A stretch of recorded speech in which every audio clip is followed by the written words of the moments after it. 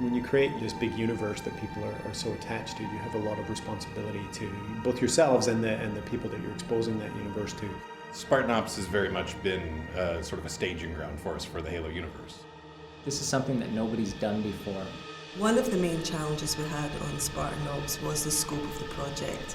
It was much bigger than anything we've taken on in the studio before.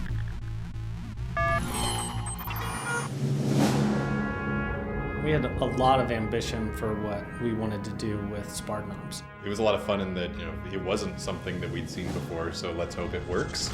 And there was a lot of, hey, if we're going to be the first ones to do this, let's make sure we do it right. We found that the Halo community in particular has always enjoyed co-op and always enjoyed that social experience. And so the question for us was, how do you take some of those co-op experiences that have been around in the past in Halo and sort of give them a new spin? And we looked at what our fans wanted when they played co-op in the previous Halo titles, and we really wanted to find a way to incorporate that in the vision of Spartan Ops. We sort of drew a lot of inspiration from where Halo had been in the past with the campaign experience as well as Firefight. Really the only complaints we ever got was that there was no narrative structure in the Firefight mode. A lot of the campaign storylines and a lot of just the overarching stories of our characters are one of the main attractions to this game. Literally more than 50% of our audience only really cares about campaign and story. And so this was a way to give those guys some of the sort of content structure and cadence that their multiplayer brethren had been getting for basically a decade. So a decision that we made early on with Spartan Ops was to establish these two squads that were a part of the Infinity, and one would be the CG series, that being Majestic Squad, and then Crimson Squad being this team that you and your friends take control of within the playable missions. The reason we decided to create that separation was that we wanted players to be able to take their own personalized Spartans into the missions themselves and have that sense of deep connection with their playable character. And because we knew that we were going to be delivering the episodes in pre-rendered CG, it was obviously not possible to be able to show your Spartan, so that's how we created kind of a mirror for your experience in the show. One big thing we want to do is make the Halo universe even bigger for gamers. Fans of the novels have had lots of extra characters to enjoy and be fans of, and gamers have really only known a very small subset of that. So Spartan Ops was our first chance to go, look, here are all these other cool people. It was exciting to the team because we rooted so much of the art direction in what was sort of canonically outside of the game specifically. We were trying to pick out of the fiction, the books, the movies, the TV series, et cetera, to find things that we could actually give to the player who don't generally get those experiences. People who played Halo 1 to 3 don't really build the understanding of what is a really exciting universe that lives underneath it. On the flip side, where this team gets excited and the things that drive us is when we don't actually have a strong understanding of some of these particular elements. You will see our heads kind of spark up in excitement when franchise sends their understanding of a particular world or universe or character, and it's very brief. That's where we live. That's what drives us. It's creation. This allows us to tell many stories that touch on the novels, that touch on Forward and to Dawn. And we really got excited about the idea of delivering an episodic experience that would give players a reason to come back each week and experience an ongoing narrative.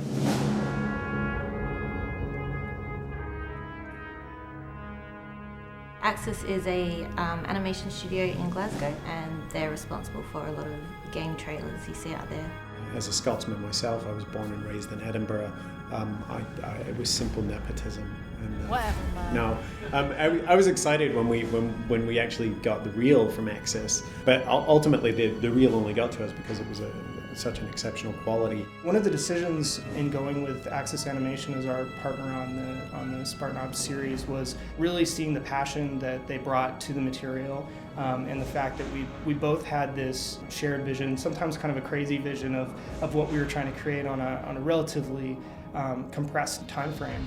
This is different from the projects Axis normally undertakes in terms of its size. That required all manner of improvements and growth in both technical infrastructure and in terms of our approach to the project from a production perspective. We were forced to work smart in order to get it done. It's been really exciting to see them adapt very, very quickly to some of the work they're getting downstream from us, and I think they took it and owned it. The relationship was fantastic. They did a great job. The episodic structure of Spartan Ops was really sort of determined by the way it was going to be used for gameplay. In terms of production, it worked really well for us because we had nice sort of bite-sized chunks to look at. We were looking at 5 minutes at a time, and within that it allowed us to shape each 5 minutes with a beginning, a middle and an end, so you were able to sort of let the viewer hopefully want to come back again to see the next part. It was driven by the requirements of the game, but it actually worked well in terms of storytelling as well. We're able to kind of leverage their expertise in cinematics and really work closely with them. It was quite liberating to be able to tell something over a longer format. Usually the game trailers and things we do, we're always trying to tell a story, but we usually only got about 2.5 minutes to tell it. They understood what we were looking for at a very sort of deep, visceral level. There was a real synergy there between our two teams. You know, we just kind of thought alike and creatively we were on the same page, and so it just made the partnership feel very natural. This project was just the biggest thing we've ever done. It meant that we had to come at it in a very unique way. They're able to bring a special something to the process that enhances it and makes it more than the sum of its parts. It got to the point where we felt that we could really trust Axis and the creative decisions that they were making and driving in some of the aspects of the show. I think it's quite a bold move on their part to actually do something more like a TV season. We're building the components and then literally airing them even as the rest of the series is being completed. This is a relatively untraveled path in the game industry. I think the episodes were well received in terms of being something that people really were able to enjoy before moving on to the gameplay element. The content demands of creating 50 missions that sort of run alongside this series were huge, and so we had to make really smart decisions about how can we take some of the content that already exists in the game and change that and tweak it to be reused. How can we design new spaces that can be reused across multiple missions and support different setups, different objectives that really change the play experience on a basic level so that it is compelling to go back and play a second or a third time. And that was part of the learning process that we went on as we built out the missions. The CG was always working well, but we got the story to work better and we were able to make more compelling events. I think that if we do anything similar in the future, and we're definitely planning on doing more things with story in the future, that we've learned a lot from that process. Where you're sort of crossing over these two mediums, you've got this linear medium and an interactive medium in the missions, is finding those bridging moments where you can cross over and have kind of meaningful touch points that make the player feel like they're having an impact on the universe and they're having an impact on the story. We think we did a really good job of making the characters that you're observing and witnessing and sort of interacting with feel relatable and make you feel like an important part of that team without, implicitly stating who you are as the player.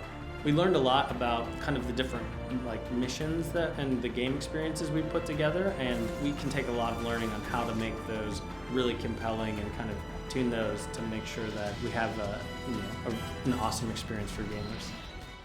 Just as a fan, I wanted it to count. I wanted a reason to come back, and that reward of moving the universe forward was a big part of that. You are going to see characters returning, you are going to see characters have really meaningful impact on the universe, and we're not going to sort of ring fence stories and locations in the way that we have in the past. But we'll also be seeing new characters, because we've learned this is how you bring them on stage, this is how you introduce them to fans, and this is how you get people to love them and care about them. So we are opening ourselves up for the future. We want to continue to tell these stories for years. It allows us to show the depth of these characters, and it just allows us to open the doors to this universe and to continue to build off of its strong foundation.